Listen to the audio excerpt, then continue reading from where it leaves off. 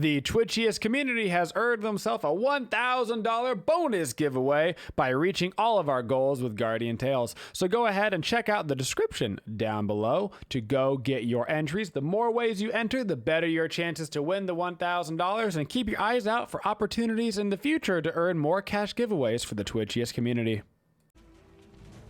Hello everybody and welcome to your AMA solo guide. So AMA right now definitely towards the bottom of the goodness list right now in terms of solo laners, mostly because she just struggles in the early game to clear stuff like that.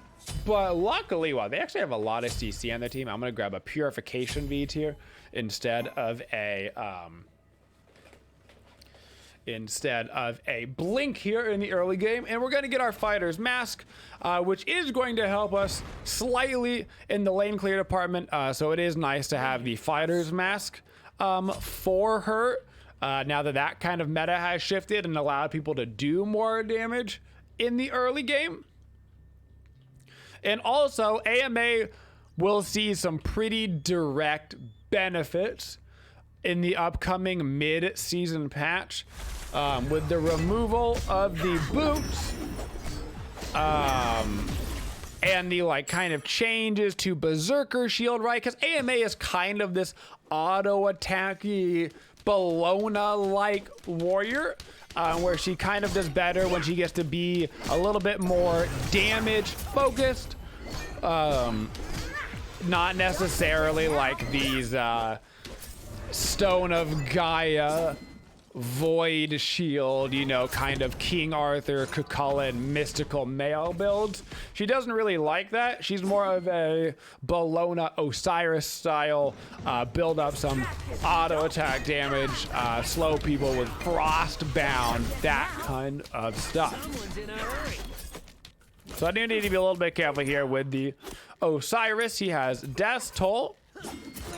But I actually can get some pretty solid damage on him, so I'm going to dash through on him and try to get some nice damage going off with this early game fighter's mask. Got to make sure I pop my one to get a little bit of sustain going, but I do need to embrace some of this early game damage that we have. We have switched over to our damage stance right now, which means what I really want to do is try to build up this 2 and go in on him hard, but it looks like he is actually going to play back and wait for my 2 smartly, so I do not get that damage on him. So with AMA, we started off with our 2. This is our main form of lane clear. It's also the ability we're going to max out first. Does a ton of damage, but you do have to actually build it up. So when I click the ability, you're going to see it start to charge around the passive meter. Right over there. Once that sun is all the way filled up, that's basically it at max charge. Now, there are 2 different charge portions of this. There's the time length, and then there's like the damage buildup. And those 2 things are separate. So waiting the whole time does actually still help out more.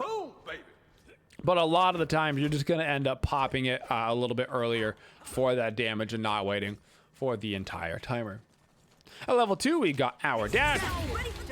That is our 3. This dash is a silence, and it is a much better offensive dash than it is a defensive dash. It is a lot like Medusa in that it can be really good offensively because it has this damage. AMA has a silence on it, but when you're trying to get away, it is body blocked by people standing in front of you. So it's really easy to actually stop AMA from using this in a defensive manner. But offensive-wise, it's actually a pretty dang good dash, much like Medusa, much like Mulan. Then we grab our 1. This is going to be mostly for the passive. When you're in the red stance, this is going to be passive power to you and teammates. And more importantly, when you're in the white stance, this is going to be movement speed. And it's up to 21% movement speed. The best part of AMA's kit is actually the passive on her 1 and the passive on her literal passive. So we get bonus damage and movement speed, or movement speed I should say, out to our team with our 1, depending on the stance that we are in. And then our passive is going to give out a ton of damage to the target that we are auto attacking, which is another reason why you see kind of more auto attack stuff on AMA. It has a weakening aura. Every time you attack with your basic attacks, after 3 hits on the same target, it is going to give them an increased 10% damage taken. That is going to be damage from all sources. Think of it like a Spear of the Magus or something. And this can actually stack up to 3 times. 30% increased damage taken. So I need to back up right now. I'm just not able to contest against the Osiris. I'm going to lose some XP here, but we are going to go ahead, grab those tank boots, and I'm going to make sure that I switch over to my movement stance to help me get back to lane faster. Maybe I can grab a couple of creeps at the end of this. Your right tower is under attack. Now, once the next patch rolls around and you're not going to be buying boots, you're going to be going right into the next item here. There's a good chance that the item is going to end up being Berserker Shield. It really is kind of an item meant for AMA. Physical defenses for the lane, some power, attack speed, some pen, all sorts of good stuff. And I've got a feeling that after the patch, when it becomes a warrior-specific item, we're going to see a lot of those auto attacker solo laners kind of come back with a force, utilizing not only that, but a decent chance we start seeing some starter item shifting as well. So we'll have to see how that goes after the patch. So for our level order on AMA, it is going to be 2 first. 2, 4, 1, 3. We level up the 2 because not only is this giving us damage, but also gives us mitigations. So while your 2 is actually active, you are going to take less damage. AMA can be quite hard to fight into when she actually has that 2 going. But basically everything that Osiris does is like what AMA does, but better. It's actually a pretty good matchup to show why AMA isn't very meta right now. He has better poke. He's still got that tether is basically the mitigations from your 2, except for you get more mitigations from it. He's gonna build a similar build, right? Osiris also kind of an auto attacky style boy. So it kind of works out well for us here.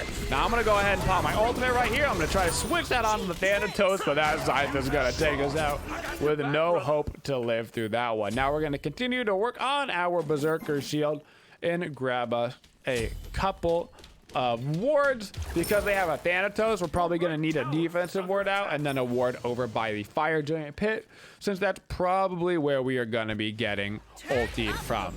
Of course, make sure to switch over to that movement speed stance to get back to that lane. You're gonna be spending a lot of time in that movement speed stance because you're gonna be spending a lot of time running back to the lane.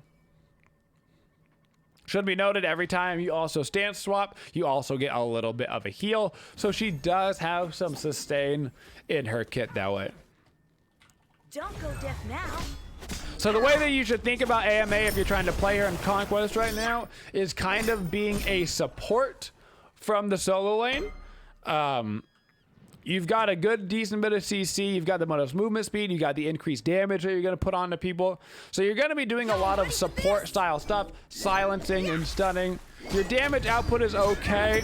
Your tankiness is okay. You're just not super great at a lot of things. But if you kind of get into the mindset of, I am going to try to do some peeling, I am going to try to do like an initiation and then peel back and help out my team, a lot of times that mindset can work better on AMA. She can play more like a guardian right now than a traditional warrior. Don't play her as a support. Sometimes when I say that, people are like, oh, I'll do a support then if she can't play as like a guardian. She doesn't really have a home right now is one of her issues. Like her play style is kind of that of a guardian. But her build ends up kind of being solo lane-esque. And then also, she can do okay in the jungle. So she just kind of has like this weird, like little hodgepodge of being okay at a whole lot of different things. I'm going to bring this Osiris away from his wave. I'm going to keep myself in my movement stance right now. Pop my 2 just in case he keeps going on me for some more mitigations. I don't want to have to use my ulti right here to get away or anything, and then place down another defensive ward. Switch over to my damage stand. You can actually see my HP start to go up, so I get a little bit of that sustain.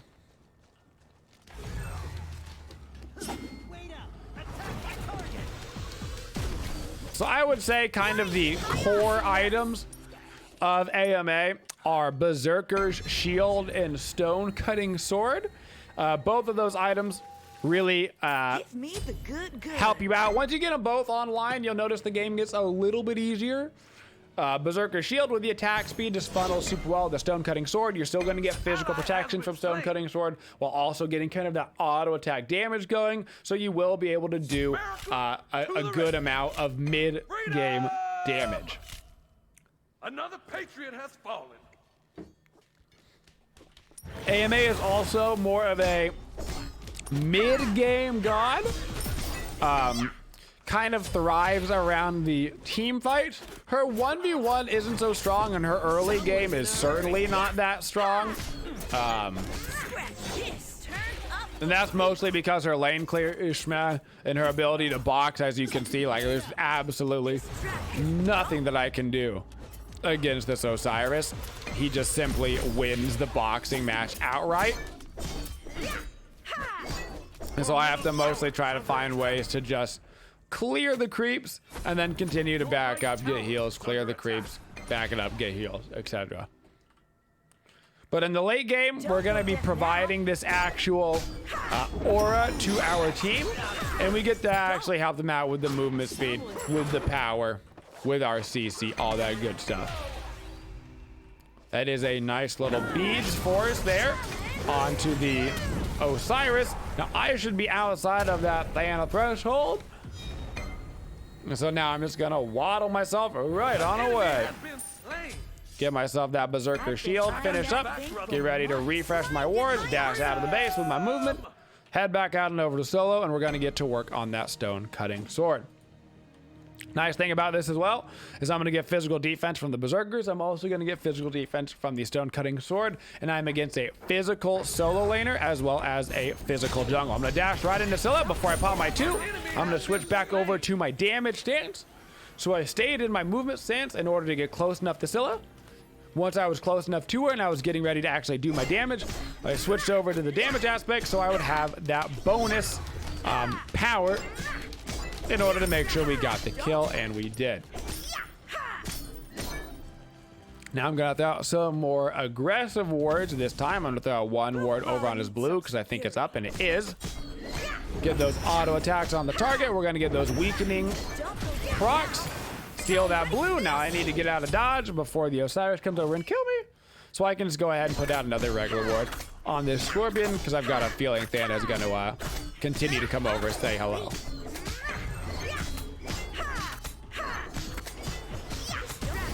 Look at that, he is.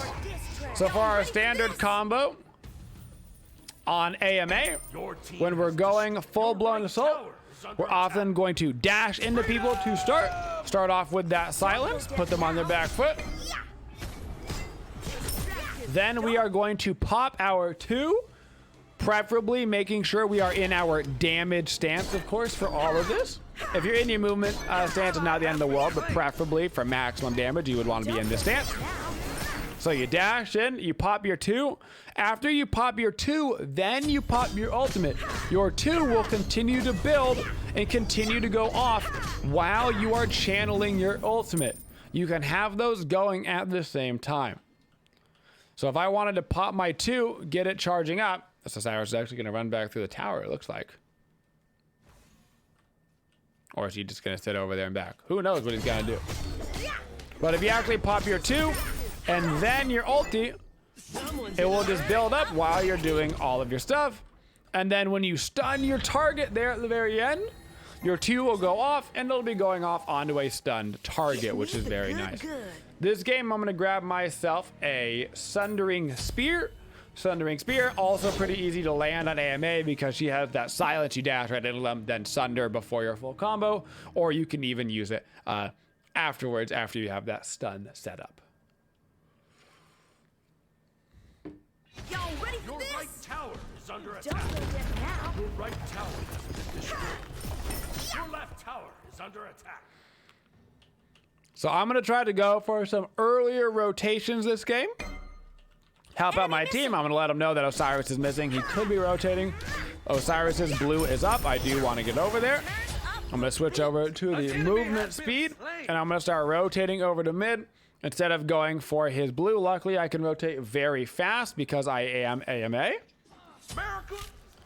I'm going to look towards this Thanatos. I'm going to dash in, pop my 2, and we're going to be able to grab that kill. I'm going to stay in my movement speed stance for now because I'm going to try to go straight back to the Scylla.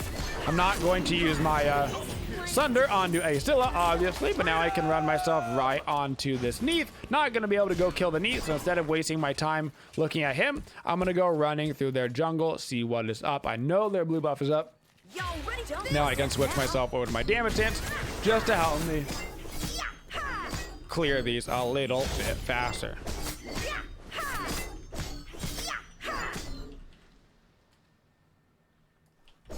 So the quicker that we can get ourselves into the team fight stage as AMA, the better off we are, because that is where we thrive, because that buff is for everybody. This debuff is gonna help them get the damage off. And a little known fact about this that a lot of people don't know: any other enemies that come near the afflicted target that is weakened are also going to be weakened as well. So you don't actually have to keep putting this onto a bunch of different targets. You just have to get it onto one person, get it on them real thick, and if anybody like tries to come save them or anything, they are also going to get that weakened effect on them, which is super nice. So keep that in mind. It does have to be pretty dang close in order for that effect to spread, though. We're talking quite close. Couple of feet. Gonna grab that stone cutting sword, and now I'm gonna bring myself. They've only got 2 magical damage dealers, and their Scylla is extremely far behind. So I'm gonna go right now into a void shield that's gonna give me some HP. It's also gonna give me some percent pen on top of the pen that I've got from the Berserker shield, on top of the pen I've got from my stone cutting. I'm actually gonna be able to do a lot of damage even to this Osiris now at this point in the game. I got to get my Sunder ranked up as well. Sunder really should be ranked up earlier than later. That tier 2 Sunder is what makes it so strong. The tier 1 is actually not that crazy good of a relic. Gonna clear out this wave over mid. We actually just pretty much wiped their whole team. Everybody's a little bit too low to do the fire giant, but we can go do the gold fury. So I'm gonna run over there, lickety split, and go tank it. So as far as lane matchups go for AMA, I would say that they're basically all bad, which is why you really don't see her picked. She's just not gonna win laning phase against anybody, pretty much, in terms of the meta characters. You're not beating Cucullin, you're not beating Arthur, you're not gonna beat a Wukong. Guan Yu you could do okay against. Anybody that is reliant on a channel, you can do okay against. So like a Kabrakan or a Guan Yu, because you can utilize the 3 for the silence. If you can consistently be interrupting their clear, then you actually have a chance. So that's like the one thing in the laning phase that she does do good against. But anybody that's just using a regular ability, it's not going to put it on cooldown right. They're just going to have to cast it kind of again.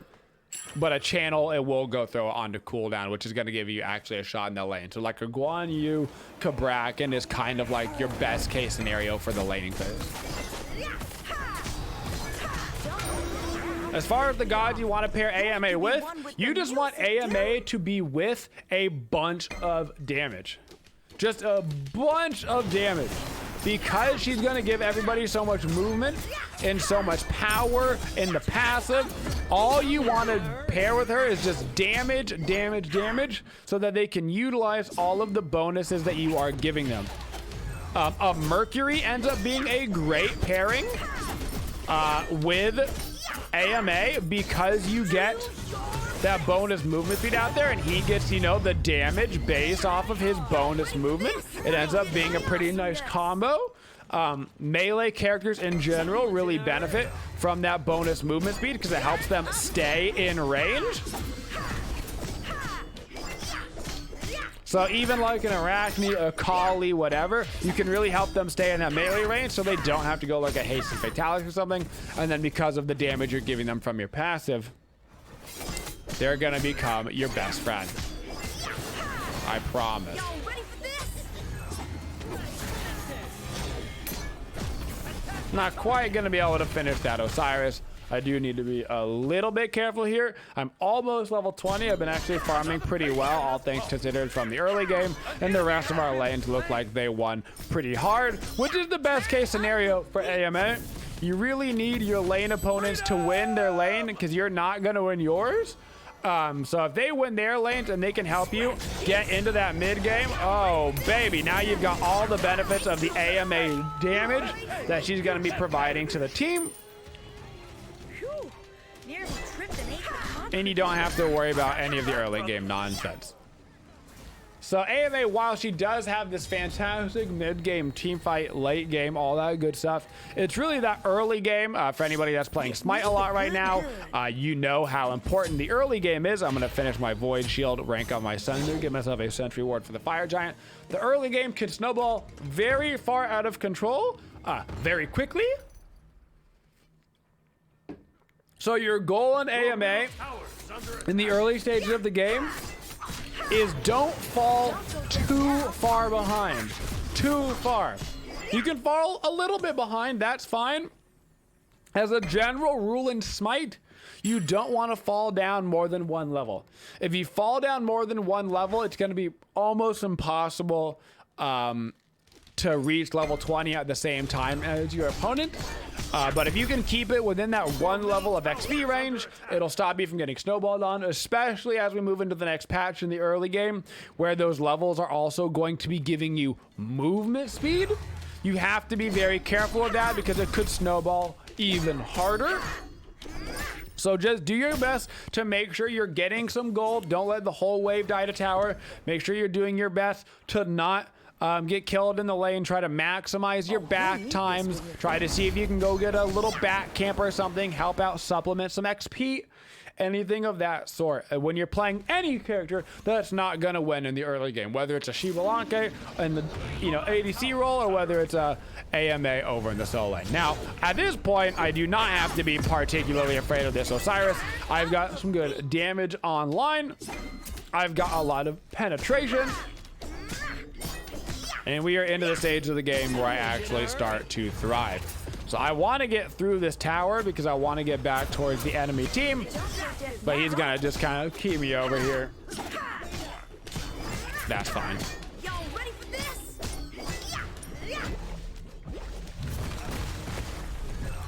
We've got a Hunter over in the solo lane, so I'm just gonna, or excuse me, over in the dual lanes. I'm just gonna kind of distract them over here.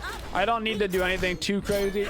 I'm not super worried about these two's damage. I don't think they're gonna be able to kill me or anything.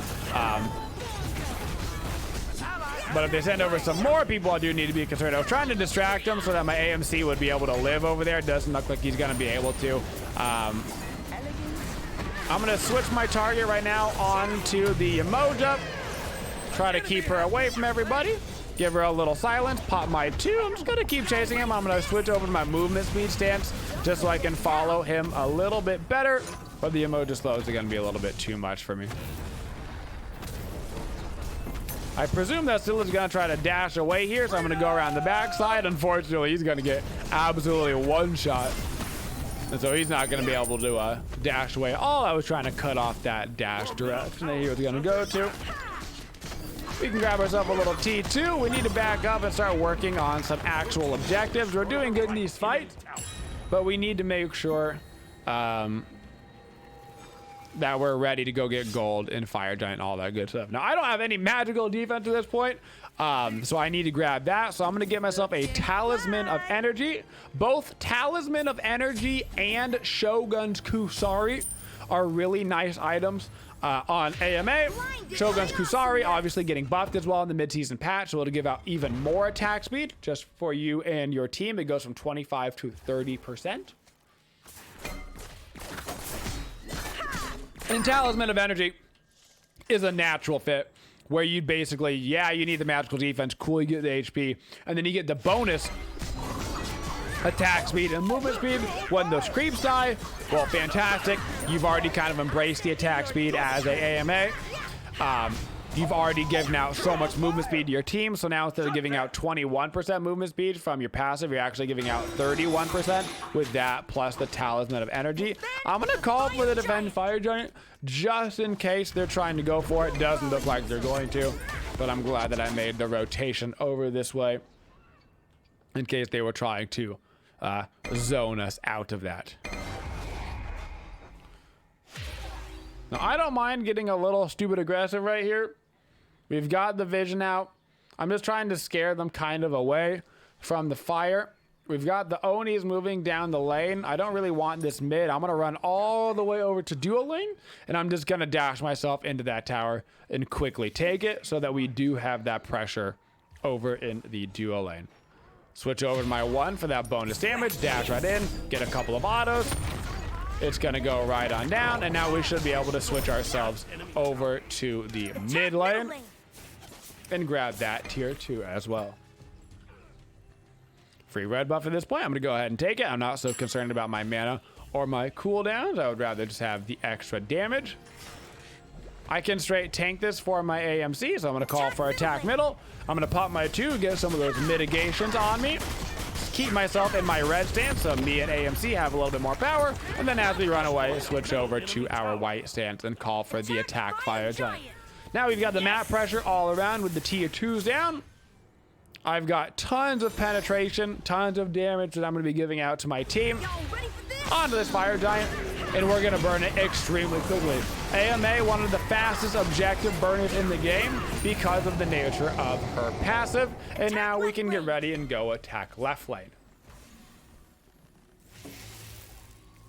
For my last item this game, I would be grabbing myself a Frostbound Hammer. Frostbound Hammer just makes you that much more annoying in the late game. I like Frostbound on pretty much all the auto attackers. I'm going to give this bonus movement speed, try to find out the person who is in the back of the pack, bring them all the way through so no snaky boy gets left behind. Now I'm going to stay in this movement stance because I'm actually going to go ahead and run into this, and I'm going to use this movement stance just to help dodge abilities kind of be annoying while I'm tanking.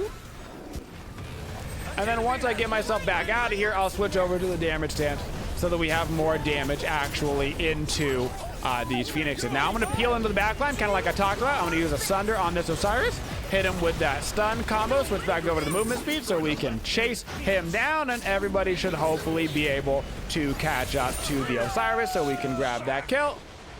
Attack middle lane. Call for the attack middle lane. I'm going to switch back over to my damage stance so we can get rid of this. I'm going to dash into the Neath, which is that silence. Hit him with a couple of autos.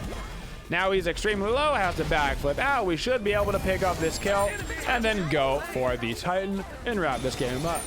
So you can see in the early game, we struggled really hard against the Osiris because AMA is not very good at that point in the game. But if you can get out of the early game, you're going to get into the mid game where you can actually utilize her kit. AMA benefits from longer matches, not shorter matches, which is why she tends to struggle in this meta, because the average game length, I would say, is about 25 minutes, and she really prefers like those 30-minute plus games where she can have more time to shine. So at the end of the day, don't get behind too far too early. Wait it out for the mid game. Help out your team. Burn down those objectives. Don't be afraid to go for an early Gold Fury and early Fire Giant, because the bonus power from your 1 plus the bonus damage for your team from the Passant on the Weekend Aura is going to let you burn those objectives super fast, guys. And that is our AMA solo guide. Thank you for supporting the Twitchiest community. If you'd like to see more videos, make sure you subscribe to the channel and always hit that bell for notifications so you don't miss any of the upcoming videos. Thank you for all your support and have a Twitchin' day, y'all.